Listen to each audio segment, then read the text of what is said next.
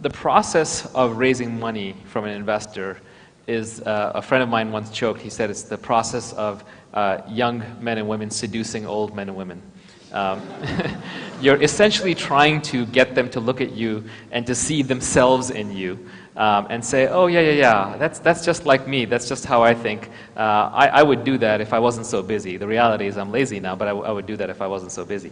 And so it is an emotional sale. It is not a rational sale. And you have to understand that it's core level. And the way emotional sales work is people get emotionally sold not based on checklists. It's very rare to fall in love with someone you say, well, yeah, it's pretty good looking, and he's pretty nice, and he's pretty smart, and it doesn't work like that. Usually there is one thing about the person that is so overwhelming that makes you want to fall in love with them. And the same way, when an investor is deciding to make an investment in a startup, they usually look for one exceptional characteristic about the startup that they truly, truly adore.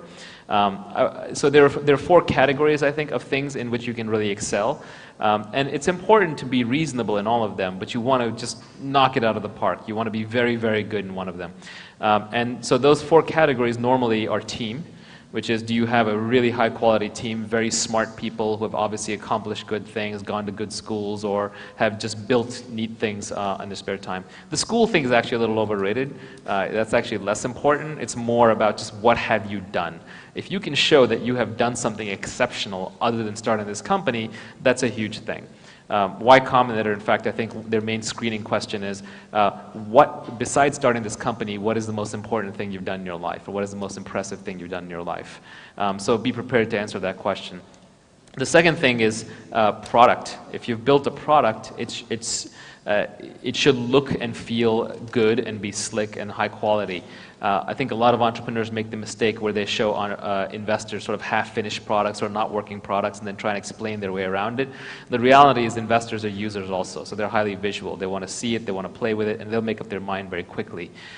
Customer traction matters a lot, so if you have customers, if you have users, if those users are organically joining and growing, that's very good. If you have to basically say, give us money and then I'll go get customers, they don't like to hear that. And then finally, there's this thing called social proof. Social proof is basically looking at what other people are doing and doing that.